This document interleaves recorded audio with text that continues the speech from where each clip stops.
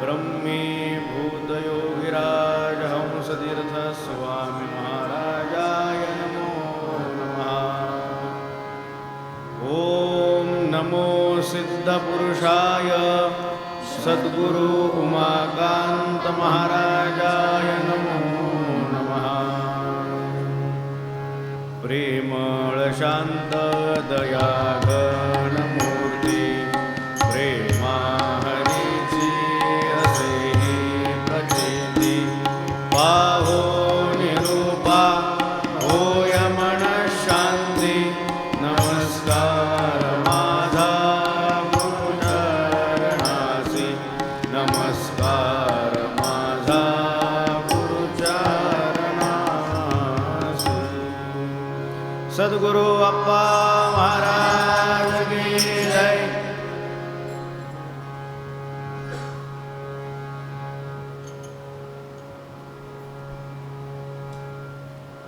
आईचे गुण किती गाऊ कोटी जन्म निघून जाऊ।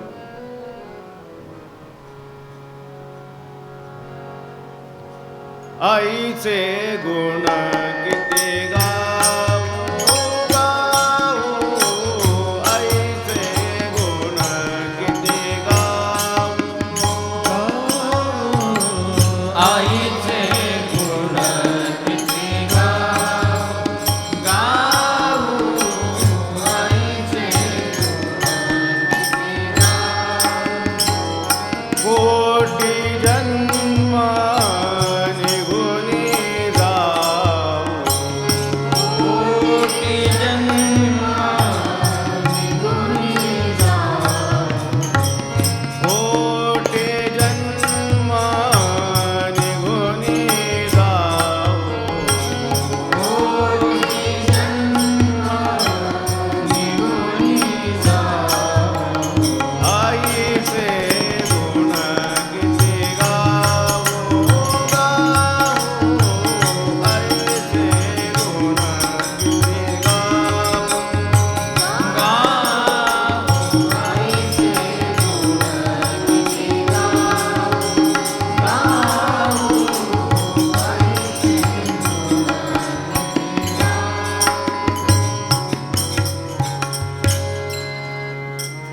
आईचे गुण किती गाऊ कोटी जन्म निघून जाऊ।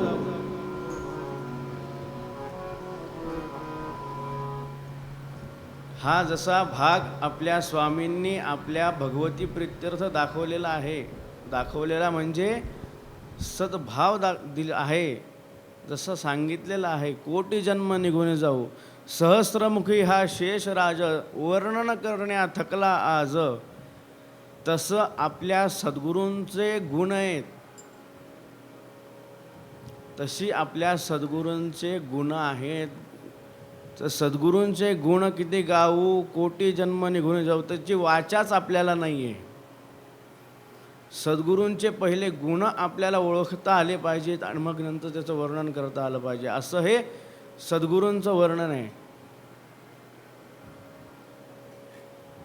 गुरुमुख नाम धन येता जवळी, त्या जपावे सदा सर्व काळी, हाची नियम मना पाळी एकच मार्ग कल्याणाचा।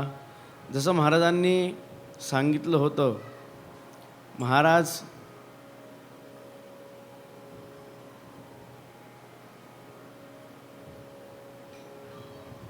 गुरुमुखातून जे नाम आपल्याला मिळालेलं आहे,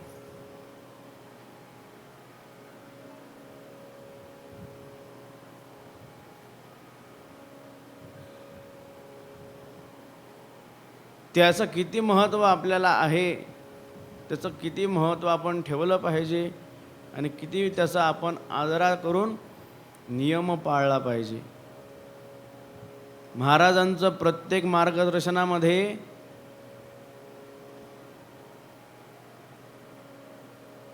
आपल्या भक्ताला आपल्या शिष्याला एकच मागणं असायचं, एकच सांगणं असायचं की नियम पाळावा पाळावा कधी न मोडावा।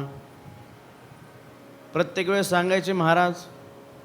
मार्गदर्शन काय असायचं, तत्वज्ञान असायचं का, प्रबोधन असायचं का, सहज उपदेश हाची सहज हितगुज हाती उपदेश म्हणल्याप्रमाणे सहज सांगायचे, प्रत्येकाला सहज मार्गदर्शन करायचे, सहज बोलता बोलता सांगायचे.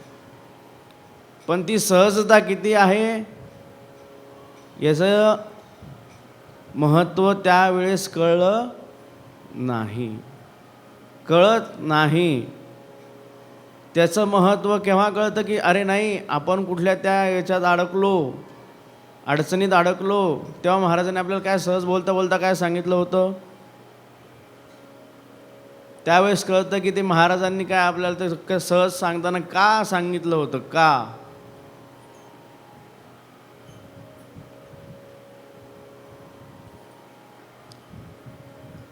तो मार्ग, तो नियम आपल्या अप्पा महाराज, आपले अप्पा महाराज, आपले सद्गुरू अप्पा महाराज नेहमी आपल्याला सांगायचे.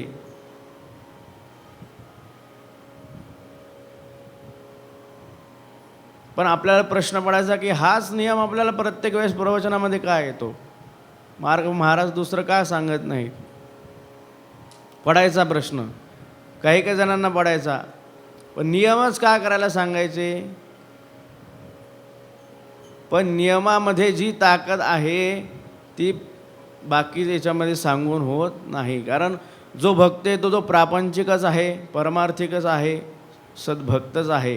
त्याला दोन्ही प्रपंचन परमार्थ दोन्ही सांभाळून चालायचं आहे. म्हणून महाराज नियमामध्येच सांगायचे की नियम पक्का कर, त्याच्यातून परमार्थही साधेल आणि प्रपंचही साधेल.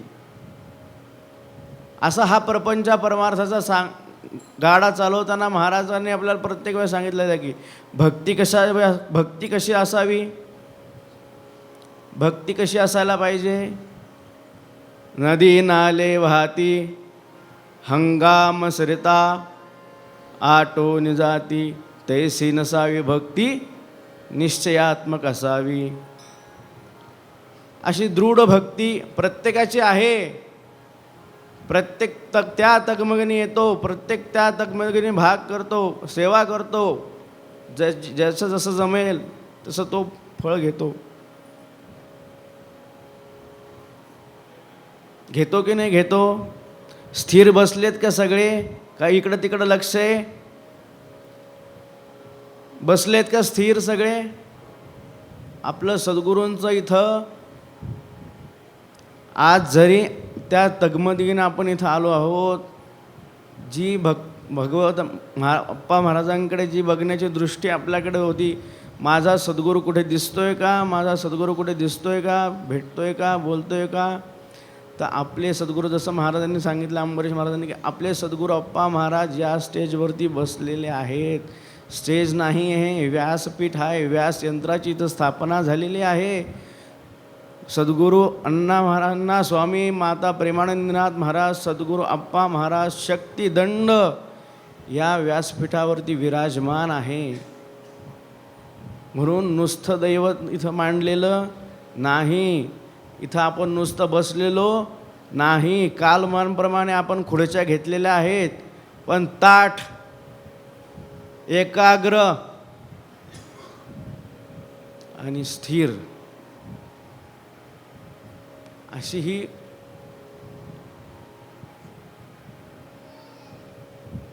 बैठक आपली असली पाहिजे. सुखासन मिळालेलं आहे, पण ते स्थिर ठेवायचं आहे.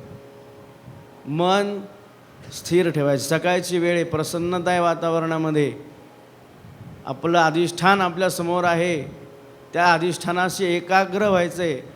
अधिष्ठान म्हणजे काय याचा अर्थ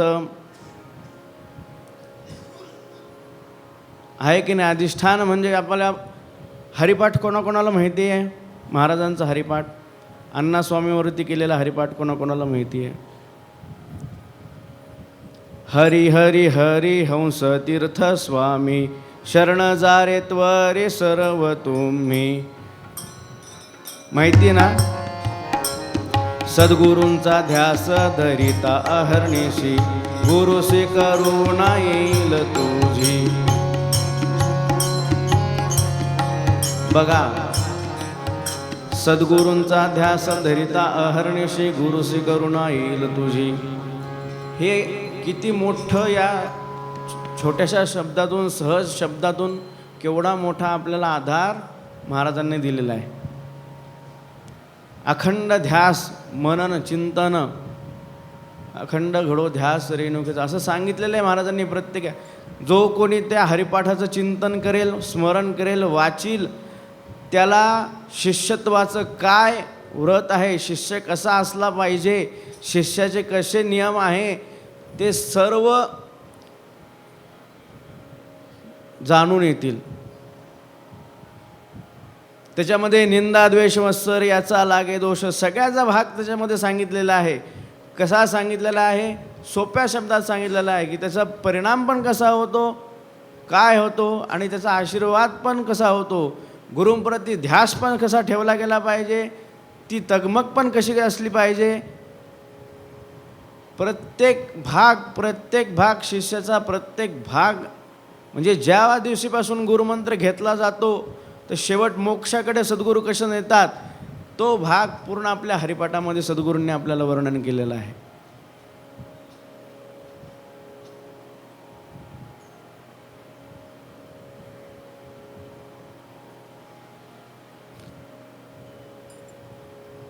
मग वर्णन केलेलं आहे म्हटल्यानंतर मग आपण त्याचं कसं चिंतन केलं पाहिजे. प्रत्येक वेळेस महाराज पण सांगायचे की एखादी ओवी अनुभवावी. महाराजांचे आपले सहज सगळे पद जे आहेत प्रासादिक पद आहेत, पण ते सहज समजण्यासारखे आहेत. एखादी ओवी अनुभवावी जसं सांगितलंय त्याप्रमाणे कोण अभ्यास करते, कोण नाही, ज्याचं त्याच्यापाशी. पण खरोखर ज्याला तगमग आहे त्यांनी करून बघावा. आपल्या महाराजांनी सांगितलंय म्हणून करावा नाही आपल्याला वाटत. आपण महाराजांचं तर ऐकू, शिष्याचं तर ऐकू, पण शिष्यत्वाचा भाग आपण कसा अर्पण करूयात त्याप्रमाणे करूयात की लीन होण्याअंतरी मर्यादा ही पाळावी. कसे मागच्या वेळेस सांगितलं होतं सगळं, गुरुमुख नाम धन येता जवळी, त्या जपावे सदा सर्व काळी, हाच नियम मना पाळी, एकच मार्ग कल्याणाचा. पण त्याचा आधी काय आहे, त्याचा आधी काय आहे,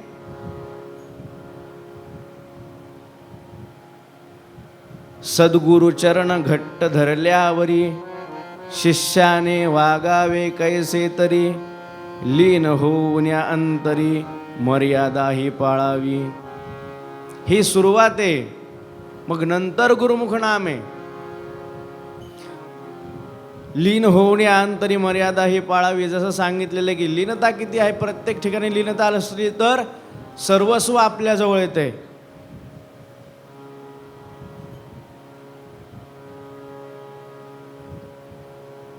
आज आपल्या स्वामींचा, आपल्या सद्गुरूंचा एवढा मोठा अधिकार होता, पण तिथं एवढा मोठा कधी महाराजांनी दाखवलाय आपल्याला?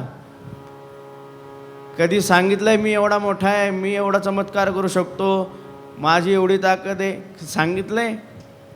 अनुभवावी ना मान हलवू नको, जसं सांगितलंय. अनुभव घे मग बघ, सेवा कर, त्याचा अनुभव घेन, तुला त्याचा मेवा घे. असं प्रत्येक वेळेस महाराजांनी सांगितलेलं आहे.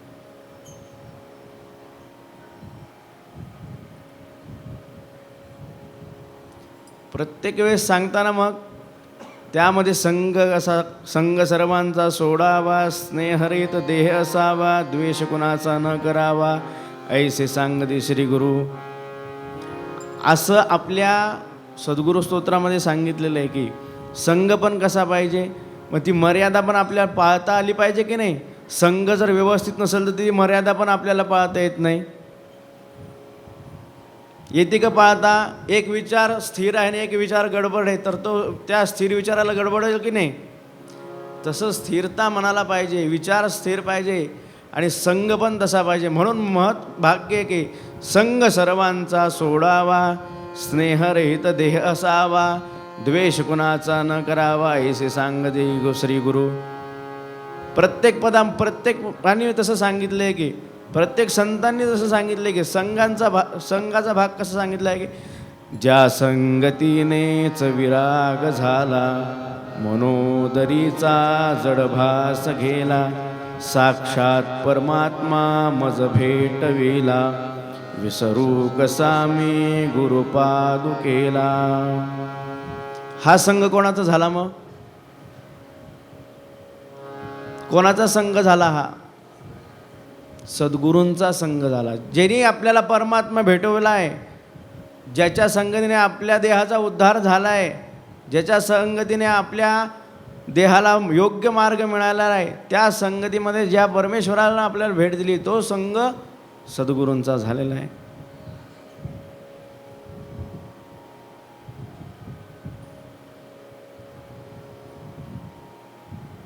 म्हणून प्रत्येक याच्यामध्ये आपल्याला महत् भाग्य असं आहे की आपल्याला गुरु, परमगुरु, परमेश्वर गुरु आणि परात्पर गुरूंची सांगड लाभलेली आहे.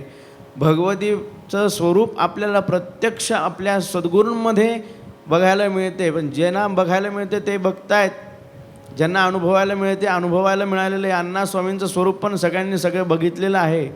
कशी ती भगवतीचं स्वरूप प्रत्यक्षात आहे, तीच परंपरा, तो अभेद आणि अद्वैत भाव आपल्या आप्पा महाराज आणि आपले सद्गुरू अण्णा स्वामी हे एक रूपामध्ये इथं बघत होते. एकच होते. तुम्ही जाणताल, बघताल, ज्यांनी ज्यांनी अण्णा स्वामीचं बघितलेलं आहे, जे जुनी आहेत, ज्यांनी सहवास लाभलेला आहे, ते बघितलेलं आहे. अनुष्ठान कसं झालेले आहे, व्रत कसे झालेले आहेत, वैकल्य कसे झाले, त्याचप्रमाणे आप्पा महाराजांचे सुद्धा कसे व्रत वैकल्य झालेले आहेत. कडकडीत एकदम. 9व्या वर्षाला आपल्याला समजत सुद्धा नाही काही, पण त्या 9व्या वर्षामध्ये महाराजांनी कसं गायत्री पुरस्चरण केलं. कडकडीत. 3 मूठ फक्त धान्य घ्यायचं, त्याच्यातला 1 गोग्रास, 1 नैवेद्य आणि 1 आपल्याला, असं कडकडीत अनुष्ठान आपल्या महाराजांनी केलं. तर मग महाराजांचं कसं अधिकार असेल आपला. आप्पा महाराजांचं वर्णन सोप्या शब्दात करणं अवघड आहे. जरी आपल्याला आप्पा महाराज सोपे वाटले, सहज वाटले, तरी आप्पा महाराजांसारखा सिद्ध पुरुष जे जाणले ते अण्णा महाराजांनी जाणलेले आहेत. म्हणून अण्णा स्वामी प्रत्येक वेळेस सांगायचे की आप्पा महाराजांना कोणीही ओळखू शकणार नाही. आणि तसंच आहे. शेवटपर्यंत कोणीही ओळखू शकलं नाही. ती भगवतीची कास कशी अंतरंगामध्ये सतेज तेजवत होती. जसं हनुमंताने फाडून दाखवलं की राम माझ्या स्वरूपात आहे, तसं जर बघितलं असतं तर प्रत्यक्ष भगवतीच आपल्याला मिळाली असती, भगवतीच दिसली असती. असं प्रत्यक्षात दृढ भाव. का? की आपल्या सद्गुरूंप्रती तेवढा निष्ठा होती. सद्गुरू आज्ञाप्रमाण. का बरं एवढा मोठा अधिकार प्राप्त झाला? तर आपल्या सद्गुरूंप्रमाणे, सद्गुरू अधिकार प्रमाण मानून जे काही त्यांनी व्रत वैकल्य अनुष्ठान केले, नियम केले. आप्पा उद्या ह्या अनुष्ठानाला बसायचं आहे. बरं महाराज, का, कशाला, कशासाठी, मला इकडं जायचं आहे, मला तिकडं जायचं आहे, सब छूट. काही नाही तिथे. महाराजांपुढे कोणी नाही आणि काही नाही, सद्गुरूंपुढे कोणी नाही आणि काही नाही. जर बस अनुष्ठानाला बसले, अनुष्ठानाला. ही जी काही आपल्या सद्गुरूमध्ये दृढ निष्ठा होती, सद्गुरू आज्ञेचं पालन होतं, त्यामुळे त्या सद्गुरूंचा कृपा वरदहस्त सद्गुरूंना प्राप्त झाल्या आणि त्या अधिकाराला सद्गुरू पोहोचलेत. मग आपल्याला एवढे कष्ट करायला सांगितलेत का? नाही. 10-10 तास बसायला सांगितलंय का? फक्त नियम, 34 माळेचा नियम. धर्म, अर्थ, काम, मोक्षाची प्राप्ती करून देणारा आपल्याला 34 माळेचा नियम थोडक्यात दिला आहे महाराजांनी. 20-30 मिनटं ज्यांना लागतात, 34 मिनटं फार फार तर 34 मिनटाच्या पुढं काही नाही. तेवढे 34 मिनटं आपण देऊ शकतो, नाही द्यायलाच पाहिजे.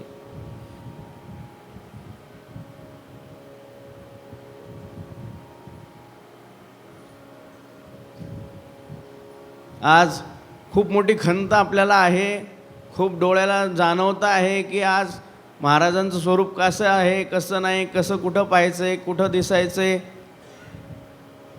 प्रत्येक भक्त त्या ओढीनेच येणार आहे, प्रत्येक भक्त त्या महाराजांसाठीच येणार आहे. ज्या महाराजांनी आपल्याला एवढं प्रेम दिलेलं आहे, जे एवढं महाराजांनी आपल्याला सहवास दिलेला आहे, त्या महाराजांसाठीच इथं जो भक्त येणार तो त्यांच्यासाठीच येणार आहे.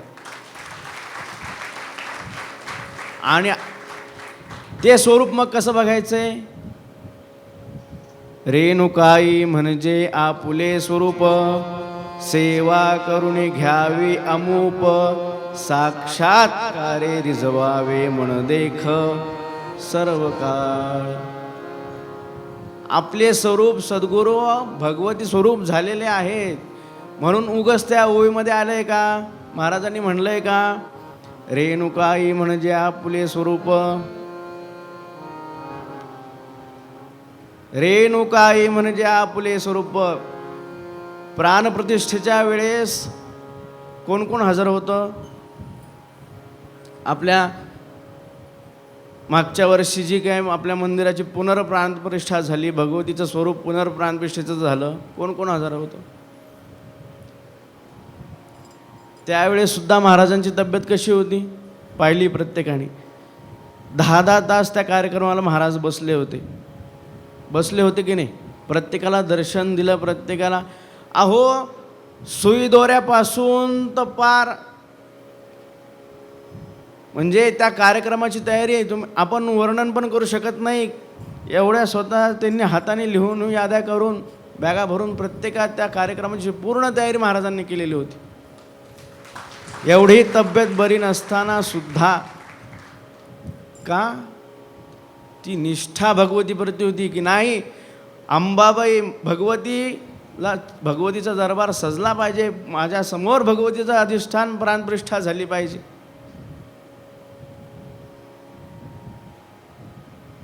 त्या तगमगीने त्यांची ती तळमळ सारखी दिवस रात्र, काय राहतंय का, काही होतंय का, आपल्या मनामध्ये आपल्या डोक्यामध्ये विचार सुद्धा येणार नाही की एवढं मोठं साहित्य असेल, एवढं मोठं साहित्य लागतं आणि तिथे कुठल्याच गोष्टीची कमतरता नाही. कारण ते कोणाचं कार्य होतं? भगवतीचं कार्य होतं, सद्गुरूंनी दिलेल्या जबाबदारीचं कार्य होतं. म्हणून कुठल्याच गोष्टीची कमतरता तिथं नको. त्या आचार्य सद्गुरू पुराणे गुरुजींनी जी यादी दिली त्या तंतोतंत महाराजांनी एक ना एक सामान यादी पूर्ण दिली. ते सुद्धा थक्क झाले की महाराज तुम्ही ही तयारी कशी केली? कारण साधारण कोणीही एवढी मोठी तयारी करू शकत नाही. पण महाराजांनी का? तर जबाबदारी आणि त्या भगवतीप्रती असलेला भाव. जसं 4 दिवस झाले, मुख्य दिवस आला प्राणप्रतिष्ठेचा.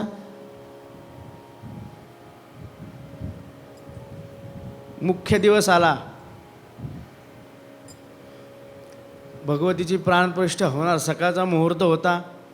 त्याप्रमाणे भगवतीचं प्राणप्रतिष्ठा झाली आणि जयघोष सुरू झाला. नंतर बघितलं ना सगळ्यांनी जयघोष. महाराज कुठं बसलेले होते? आप्पा महाराज कुठं बसलेले होते? यज्ञनारायण यज्ञपाशी, यज्ञकुंडाजवळ बसलेले होते ते सगळं परिवार. तिथून आणि भगवतीचे जो समोर भगवती होती आणि आप्पा महाराज यज्ञकुंडापाशी बसलेले समोर होते. पण ती त्यांची जी काही लय लागलेली होती. का सांगतोय मी हे? रेणुकाई म्हणजे आपले स्वरूप, सेवा करून घ्यावी अमुप. का सांगतोय एवढं बघा. जी काही त्यांची तगमग होती, जे काही स्वरूपामध्ये विलीन झालेले होते की जगदम जगदम जगदम जगदम जगदम जगदम जगदम जगदम जगदम जगदम जगदम जगदम जगदम जगदम जगदम जगदम जगदम जगदम. किती मोठा घोष चालू होता, कसा आनंद होता तो. आपल्या सद्गुरूंनी आपल्यासाठी दिलेला केवढा मोठा तो आनंद होता की आपल्या हातून भगवतीचं एवढं मोठं प्रत्यक्ष स्वरूप आपल्याला बघायला मिळणार आहे. पण ती काही त्यांची एकाग्रता होती, ती काही त्यांची तन्मयता होती, ती काही त्यांचे जे भगवतीशी एकरूप झालेले होते, कसं लख्ख प्रकाश पडला होता की नाही. भगवतीचा पडदा उघडल्यानंतर असं वाटत होतं की भगवती आत्ता स्थापन झालेली इथं.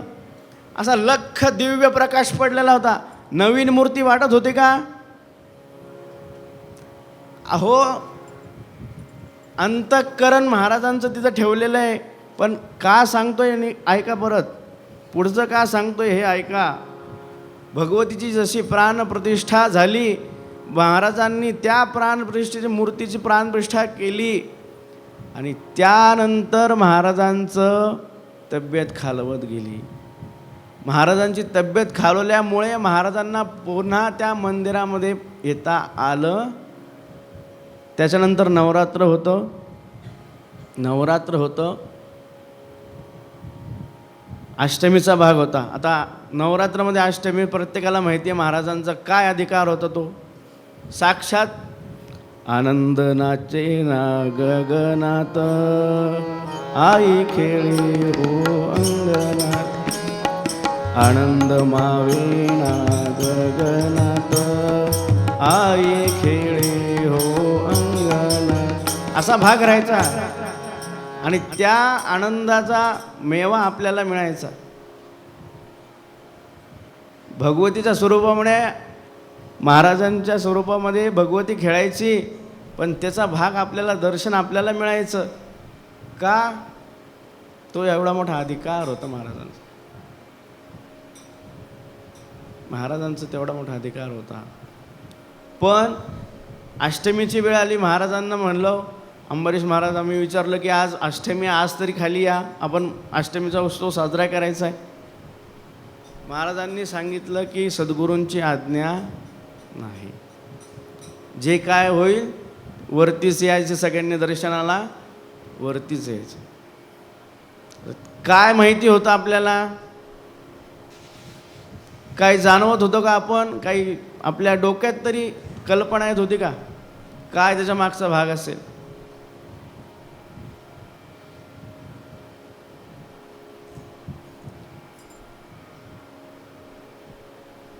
नाही, सद्गुरूंची आज्ञा नाही आहे. सगळ्यांनी वरती दर्शनाला यायचंय.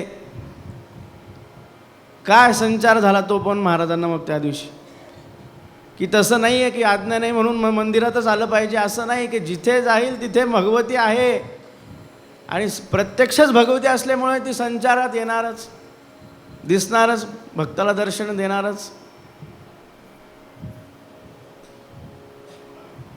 असा भाग सद्गुरूंचा होता की आज्ञेचं तंतोतंत पालन. पण रेणुकाई म्हणजे आपले स्वरूप कसं झालं मग की ती प्राणप्रतिष्ठा महाराजांनी केली. त्या दिवसानंतर महाराजांचं पुन्हा मंदिरामध्ये पदार्पण झालं नाही आणि महाराजांचा शेवटीचा भाग जो काही झाला तो 1 महिन्यानंतर झाला. जे आपलं सतेज भगवतीच्या स्वरूपामध्ये ठेवून म्हणता येईल तसं, की ती दिव्यता, ती तेजता, ती प्रसन्नता आपल्या आजही प्रत्यक्ष अधिष्ठानामध्ये जाऊन बघा की भगवतीचं तेज कसं लखलखतं. आज आपण उपासना किती करतो,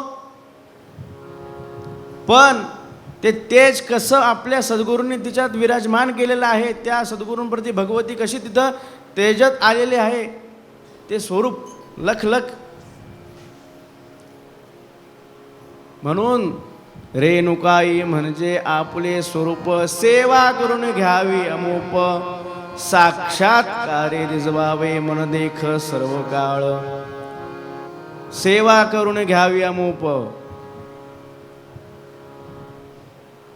परत सेवेचा भाग येतो, मग परत नियमाचा भाग येतो. मग एवढंच मागणं मागितलं नाही सद्गुरूंनी, पण मागितलंय का दुसरं काही मागितलंय का?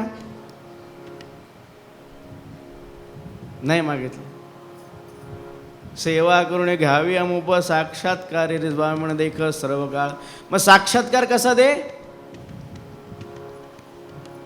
साक्षात्कार कसा दे की प्रत्यक्ष स्वरूप तुझं मला दाखव. त्या सेवेतून त्या तन्मयतून ती तेवढी दृढ निष्ठा माझी कर. त्या नियमातून माझं मन तेवढं पक्क कर की कोणी काही सांगितलं तरी माझं मन ढळणार नाही, कोणी काही सांगितलं तरी माझं मन हलणार नाही. तेवढी निष्ठा पक्की कर असं सद्गुरूंनी त्या सेवेतून मागणं मागितले. मग तो साक्षात्कार तेव्हा होणार. शुद्ध देह झाल्यावर सात्विक भाव अंगी थोर, अंगे रोमांच उठती फार, दे एकाग्रता, असं महाराजांनी पण म्हणलेलं आहे. आता हे पद आहे, तर कसं पद आहे की महाराजांनी आता हे त्याचं दुसरं उदाहरण आहे की कसं साक्षात्कार माझं स्वरूप कसं पाहायचं आहे, आपल्या सद्गुरूचं स्वरूप कसं बघायचं आहे. तर परत मग महाराजांनी कसं म्हणले पदातून, दृष्टी आड का गे आई झालीस तू आता, दृष्टी आड का गे आई झालीस तू आता.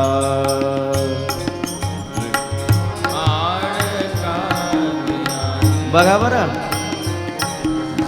सोप्यातून कसं महाराजांनी सांगितलेलं आहे की कसं पाहिजे आपलं. आड का गे आई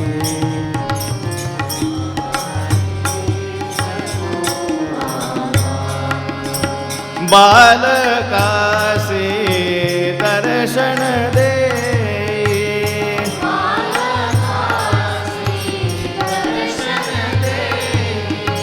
बालकासे दर्शन दे,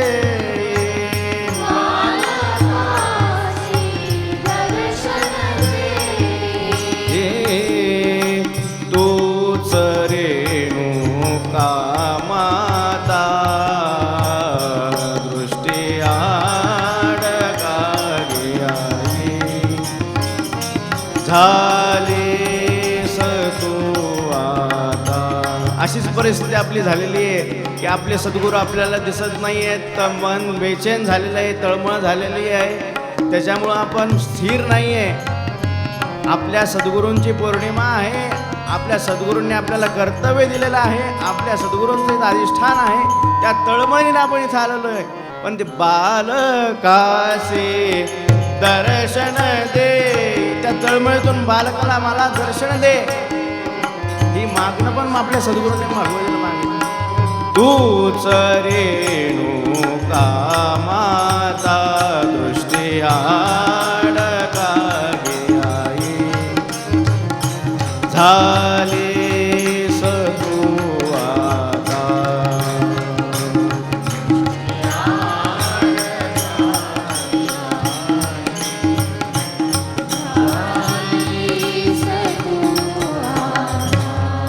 का बरं स्थिर मन राहत नाही, तर कारण काम क्रोध नाना विकार,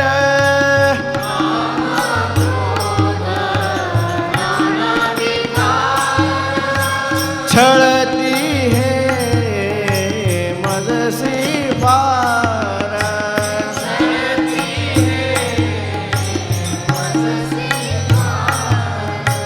दूर करी ह्यासी आता,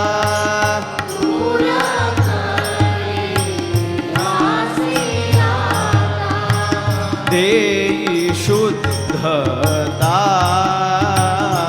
दृष्टी आड का गे आई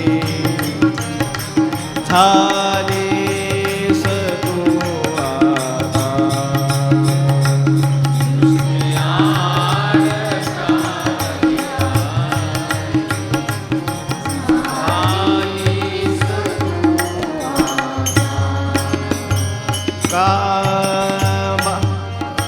कसं सांगितलंय, काम क्रोध छळतो माणसाला, स्थिर ठेवत नाही, मन स्थिर ठेवत नाही, बुद्धी स्थिर ठेवत नाही. पण त्या स्थिरता कशी प्राप्त होती आणि ते स्थिरता भगवतीला कसं मागणं मागितली की देई शुद्धता, मग त्यानंतर कसं आहे, शुद्ध देह झाल्यावर आहे. शुद्ध देह झाल्याशिवाय सात्विकता येते का? नाही. षडविकारात गेल्याशिवाय शुद्ध भाव येतो का? नाही. तर शुद्ध देह झाल्यावर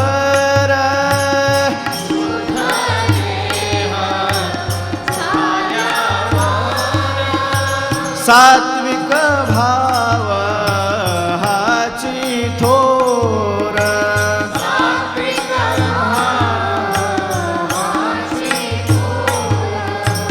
अंगे रोमांच उठती फार.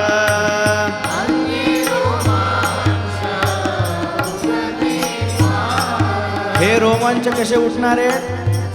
जोपर्यंत शुद्ध देह होत नाही, दृढ निष्ठा होत नाही, तगमग मनाला लागत नाही, ध्यास लागत नाही, तोपर्यंत देहाला शुद्धता येत नाही आणि सात्विक भाव येत नाही. आणि एकदा सात्विक भाव आल्यानंतर हे रोमांच उठते. अष्टभाव अंगी रोमांच येतात.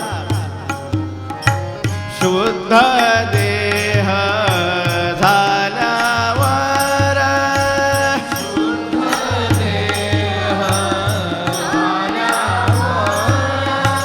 सात्विक भाव हाची थोर.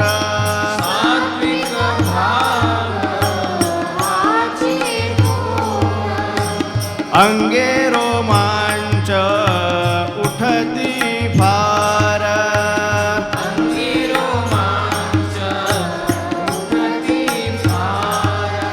आणि मग देई एकाग्रता दृष्टी आड कागे आई. झाली तू आता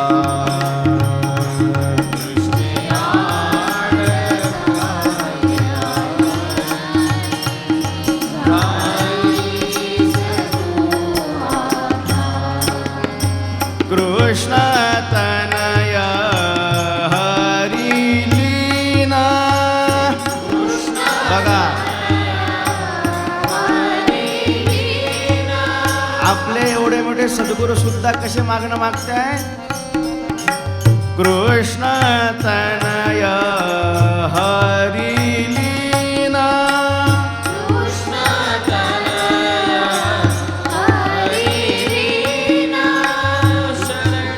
शरण शरण चरणावर. कुठे?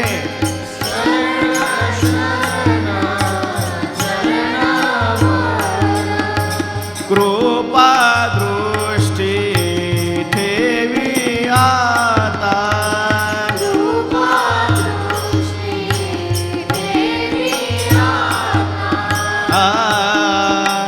खाली दंडवता दृष्टी आड कागे आई. झाली तू आता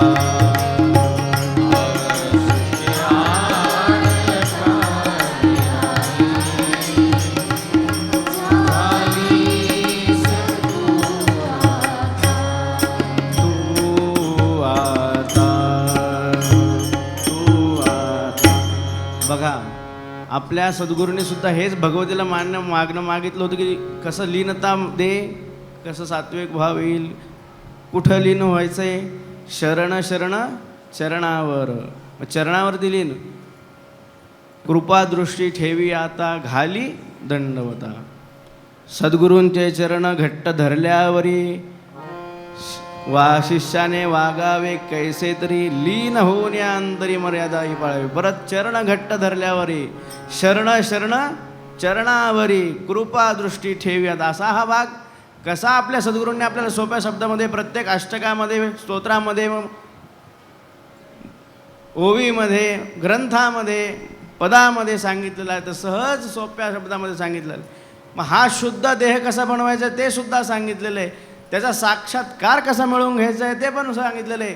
पण तो तसा मनन चिंतन अभ्यास करून जर केला तर ते प्राप्त होणार असं पण त्या सद्गुरूंनी आपल्याला सांगितलेलं आहे. मग आपण त्यातलं काय घेतलं पाहिजे, काय घेतलं नाही पाहिजे हे आपल्या हातात.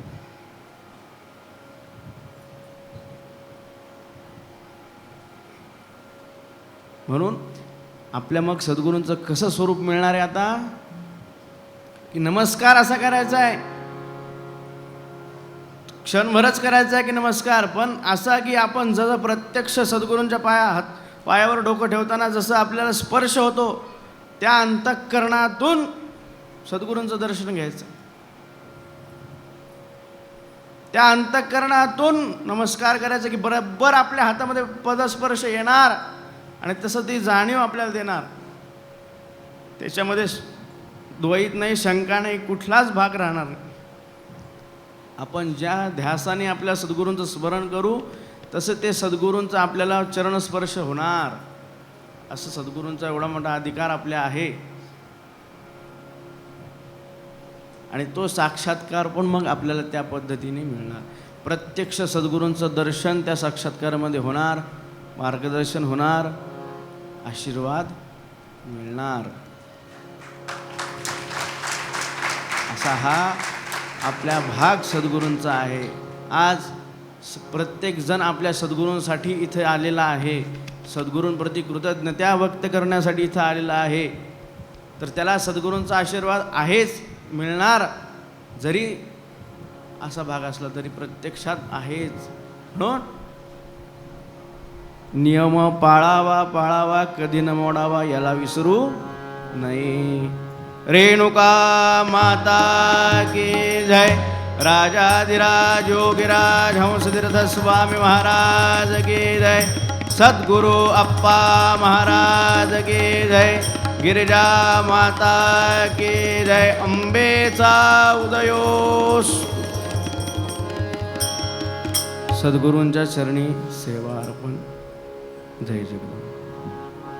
गुरु माझा प्राण विसावा, गुरु माझा प्राण विसावा, गुरु माझा प्राण विसावा, गुरु माझा प्राण विसावा, गुरु माझा प्राण विसावा, गुरु माझा प्राण विसावा, गुरु माझा प्राण विसावा, गुरु माझा प्राण विसावा. ह्यानेच तारिले जीवा, ह्यानेच तारिले जीवा, ह्यानेच तारिले जीवा, ह्यानेच तारिले जीवा. गुरु माझा प्राण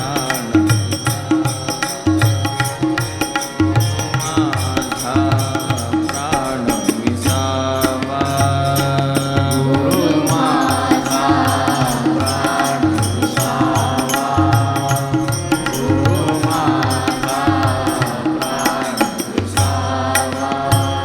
ओळख सर्व करुणी दिधली, ओळख सर्व करोनी दिधली, मायावरुनी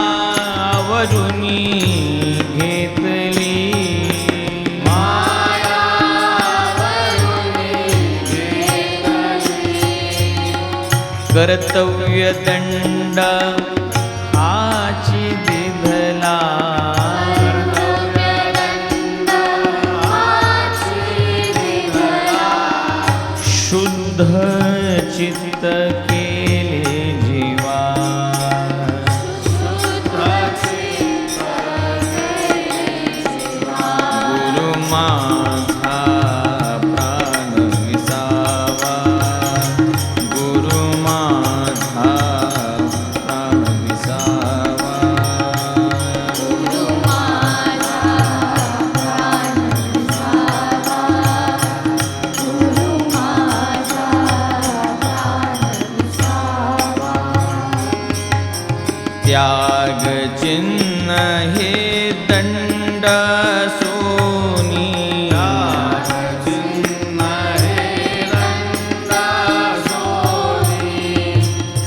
कर्तव्याचे ज्ञान देऊनी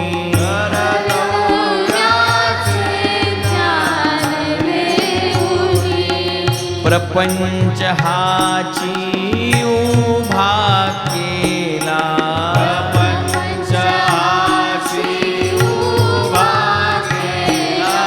वळण लाविले आत्मजीवा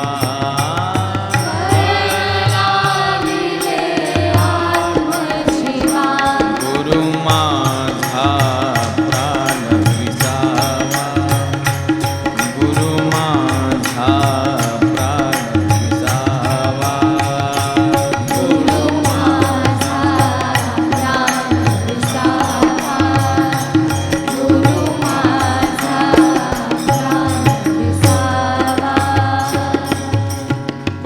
परब्रह्म निष्काम ठेवा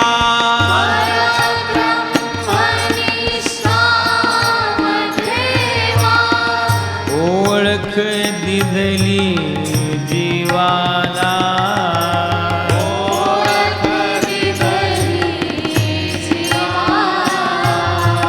शरण शरण हरि शंभु शिवा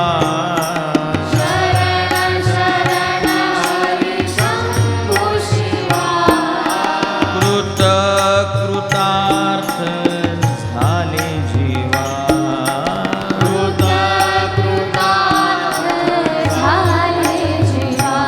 गुरु माझा प्राण विसावा गुरु माझा प्राण विसावा गुरु माझा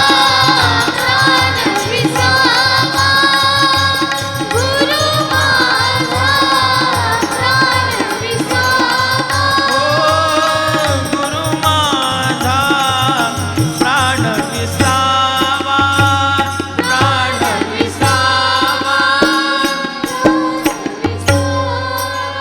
सद्गुरु राजाधिराज योगीराज हंस तीर्थ स्वामी महाराज की